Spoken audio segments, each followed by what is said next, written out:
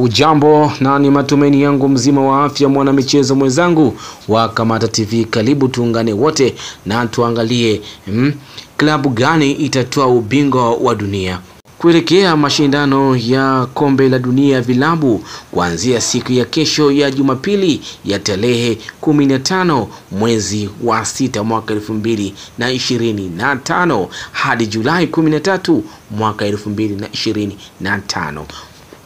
Wapendwa wa soka duniani kote watakuwa wanashuhudia michezo ya kombe la dunia la vilabu FIFA Club World Cup itakayofanyika nchini Marekani, ikishirikisha vilabu bingwa 32 kutoka mabara yote.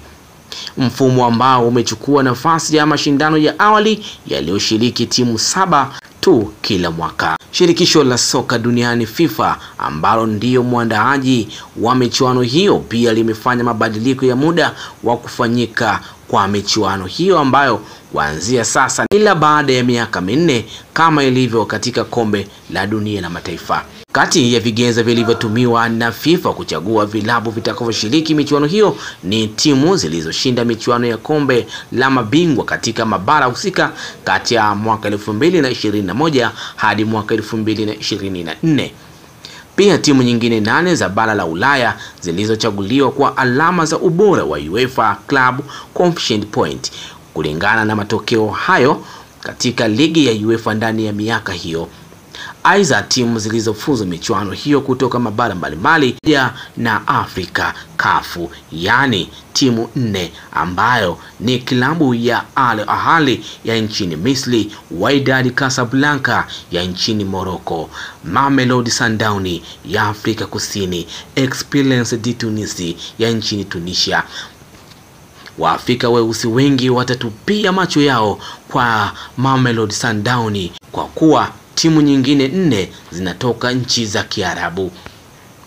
Timu nyingine kutoka bara la Amerika Kusini ambayo inaundwa na klabu ya CONMEBOL, timu 6 ambayo ni klabu ya Palmeiras, Flamengo, River Plate, Boca Juniors, Fluminense, Atletico Paranaense, na klabu kutoka bara la Ulaya UEFA timu 12 zinazounda na vilabu ya Real Madrid, Manchester City, Chelsea, Bayern Munich, PSG, Inter Milan, Porto, Benfica, Juventus, Atletico Madrid, Real, Red Bulls, Salzburg na Borussia Dortmund. Na bara la Asia ambayo ni AFC timu 4 ambao vilabu vyake ni pamoja na Urawa Red Diamonds ya kutoka Japan, Al Hilal ya Saudi Arabia,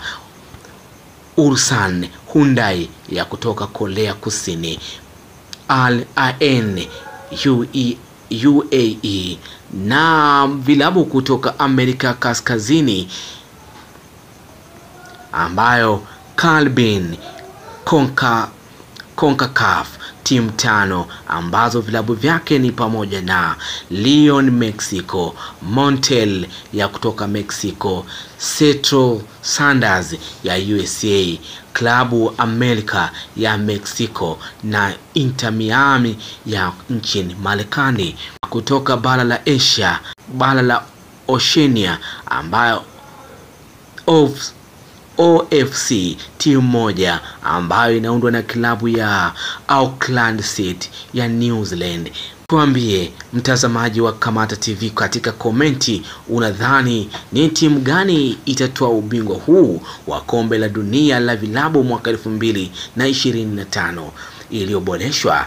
Basi usisahau kutusubscribe katika YouTube channel yetu ya Kamata TV hapa YouTube, na huko mitandao mingine ya kijamii tunapatikana kwa jina la Kamata TV, Instagram, Facebook, X, TikTok kwa jina hilo hilo la Kamata TV. Ulikuwa nami mtangazaji wako Alex John Kamata wa Kamata TV. Asante na kwaheri.